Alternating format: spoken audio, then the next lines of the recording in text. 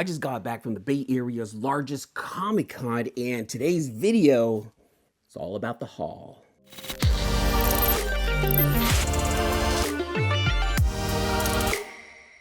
Fan Expo San Francisco is the Bay Area's largest Comic-Con. It is 350,000 square feet, 3 levels of pop culture goodness. I have been to this convention now for the last 5 years, and each year is definitely different. The agenda every year is definitely different. This year's haul, well, technically I didn't pick anything up. However, I did collect quite a few things. Let me explain. Every year, whenever I go to Fan Expo San Francisco, I tend to buy some kind of comic. I try to add some new kind of comic to my collection. But this year was actually about the autographs or remark or just any kind of form of art. It's just, for some reason, the agenda changed. And technically, I didn't have an agenda going into Fan Expo San Francisco this year. So this time around, I'm going to go ahead and show you guys a collection of autographs and remarks. Let's go ahead and start this off right here. Now, this first one right here comes from Justine Huxley, who is the voice actress for Watson in Apex Legends. It's a video game. It's a battle royale video game, and it's something that I've played for many years, and I've actually streamed it here on the channel a few times. And this is a video game that I was stuck on for the longest time. So being able to see one of the voice actresses of a video game that I truly admired was an absolute treat. So here on Apex Legends number 3 of 4, I was able to get Justine Huxley's autograph right there on the comic itself. Now, see, I was able to still keep it comic book related, even though technically she is a voice actress for a video game. Bridging gaps. You see what I do here on this channel. Absolutely amazing. I thought that was really cool. I rarely pay for like voice actors and actresses. Like a lot of them I admire, but this one right here I really needed because I truly loved Apex Legends, and I still do. I've stayed away from it for the last year because it took up way too much of my time. Let's go ahead and get to the second autograph here. This comes from Miko Sawayan. He was here again for a second year at San Francisco's Fan Expo, and this time around I was like, you know what? I already have something really dope from Miko, but I still wanted to get something from him this year. So this is the Department of Truth Run DOT Greatest Hits cover, this time signed by Miko Sawayan himself right there. So I was able to get that signature on this Run DMC variant of Department of Truth. This is issue number 12. And not gonna lie, and I'm not just saying this just to say it, but the Department of Truth Run DOT cover is probably one of my variant covers of this comic book right here. Just probably because I just have, a certain love for old 80s hip hop, and Run DMC was, definitely one of the GOATs. So got that one right there from Miko Sawayan. Sawayan, remember that. Not Suyin, not Cyan, Sawayan. He even told me there at the con, he's like, yeah, people always mispronounce his names. Sawayan. Not so much with the Y, okay? Next up right here, this is from the former Stormbreaker himself. Now, I know Marvel a few years ago had this whole Stormbreaker, thing going on where they were like highlighting up-and-coming artists. Peach Momoko is one of the Stormbreakers. There were quite a few of them right there. One of them I truly like, though. This guy's art, and he even told me at Fan Expo that he definitely took after Ryan Stegman, and he definitely added his own art to it and his own style to it. But Ryan Stegman was one of his influences. So this one right here is Beta Ray Bill number 1. This is the miniseries, but this one was with a cover by Stormbreaker artist Eman Coelho. Right now, I already had this one in my collection, but what I collected was his signature right there. Spanish artist Eman Coelho. He was at the con, and he was a delight to speak with. Not gonna lie, Eman was really cool. He took the time to come by. He didn't come to me. I went to him, but he took the time when I came by to his table and talked to him. And I was like, oh my goodness! Like, it was a surprise to me to see Eman Coelho there. I didn't see him on the list, and maybe just because I wasn't paying attention. But when I saw Eman Coelho was actually there, I'm like, oh, Friday I saw him. Saturday I brought some comic books for him to sign, and I'm like, I need something from you because your art I did truly admire. Now you guys know I rarely collect anything Marvel or anything like that, but when I do, I'm all in, right? And King of Black was one of those series right there, and it really turned me on to Ivan Coelho's art. Noticing that he had some other covers, I was like, there's a few covers that I needed to add, so I definitely picked up the Beta Ray Bill #1, his Stormbreakers variant from a few years back, but I didn't just get the signature from Eman Coelho. No. No. This time around, I was like, you know what? You are worth it to me. I will go ahead and spend some money on this. So I ended up getting a remark from Eman himself. I can't even speak English anymore. But I got a remark from Eman himself, and it was cool because he let me record this one right here, which I would definitely want you to keep an eye on the channel because I have quite a few awesome videos that I took from Fan Expo San Francisco this year, and I'm gonna make sure like and subscribe, okay? But this right here is something that I really enjoyed. Now I mentioned King of Black, and I thought King of Black was a cool story. I really liked the run. I collected even a lot of the side stories that was related to King of Black, and I didn't think it was a flop. I thought it was a pretty dope story. But I got his. I've already not got his, but I've already had this one. This is the 1 in 50 King of Black #1, covered by Eman Coelho. Yes, I got it signed, but I also got a null remark right there. So Eman took just a few minutes to go ahead and give me a null remark, and I thought he killed it. I thought he absolutely killed it with this remark right here. And it was so dope. Like, Eman was just very open, very truthful about things within the industry and why he was there and stuff like that. And I really appreciated the trust that he had in me to tell me some of the things that he did, because you know what, to me, you're an artist. To me, you are the person who is bringing me the entertainment, and for you to entrust with me some of the information behind the scenes, I thought it was really cool.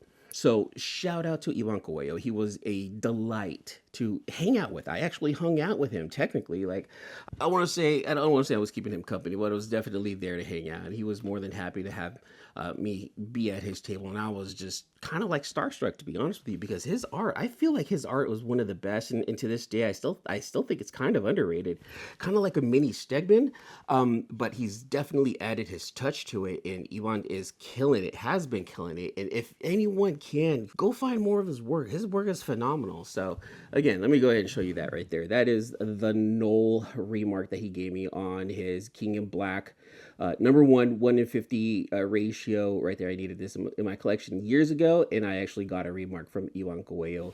Phenomenal, absolutely. And a comic capsule, orange comic capsule. Code Eman10, comiccapsule.com. Now I've shown this right here to you guys several times. This is my Void Rivals jam piece right here that I started years ago right there, and I've collected some awesome artists, right? I have there's Miko Suwayan. I got him last year. This is Steven Segovia, a quick little doodle. Ass Man Frank Cho right there. That right there is Alan Qua, the man himself. And of course, I got Rose Besh, some Rose Besh goodness. That's Dan Quintana. Like, I've already shown some of these right here to you.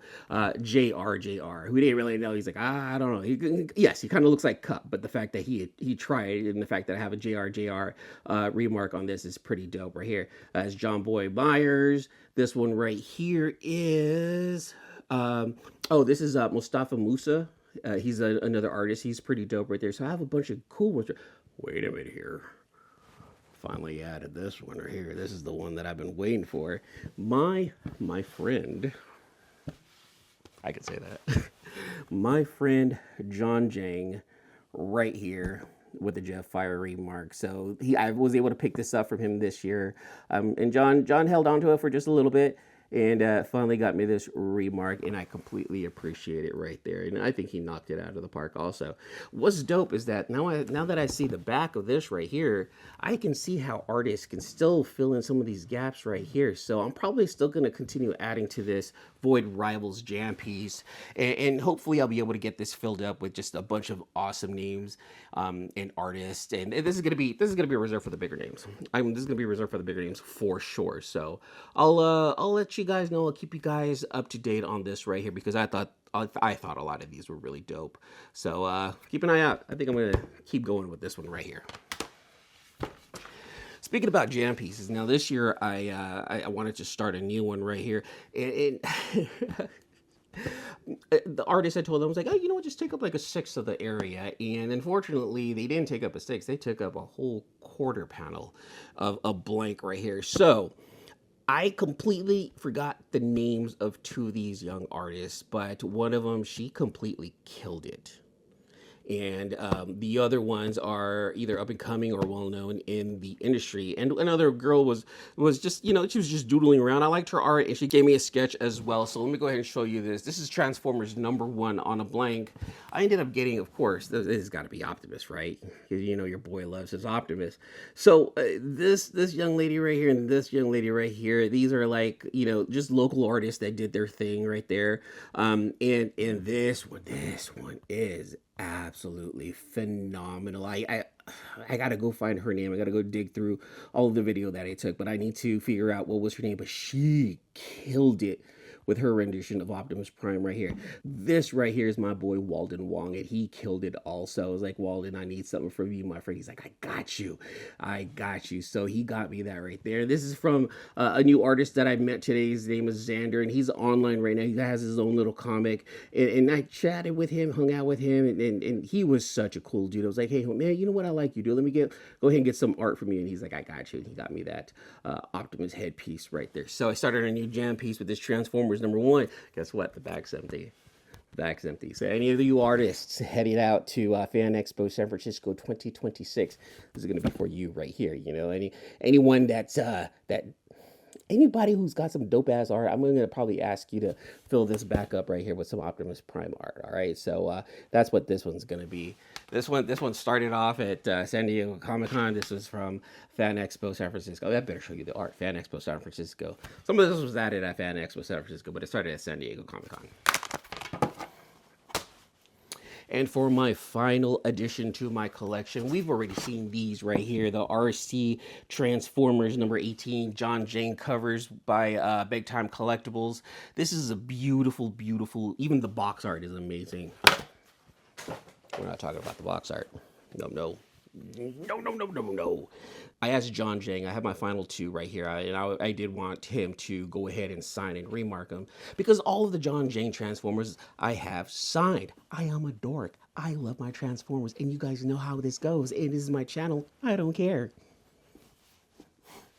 But I was like, John, I need an RC remark on these RC covers right here. And guess what he said? Got you. They always say that. I got you. So John Jang remarked my RC cover right there. Both of them remarked and signed by John Jang. And you guys know how much I love my Transformers, and you guys know how much RC means to me. So yes, definitely one of these goes to Eris, 100%. One of these is for Eris. The other one's gonna be mine. So I wasn't going to let him go away this year without doing something like that for this very, very special comic book right here. And him adding his remark just adds a, you know, chef's kiss to it. And I'm not mad at that right there, okay? That's it for the haul video. Thank you guys so much for coming by and hanging out. Make sure you guys follow my other videos that I have here on the channel. I've been working really hard on some reviews for some Transformers, as well as some unboxings and my little, you know, short unboxings that I've been doing. Go check those out. Give them a thumbs up. Engage with me. Let me know what you guys think of my unboxings. Let me know what you guys think about my Transformers reviews, and I will see you guys in the next video.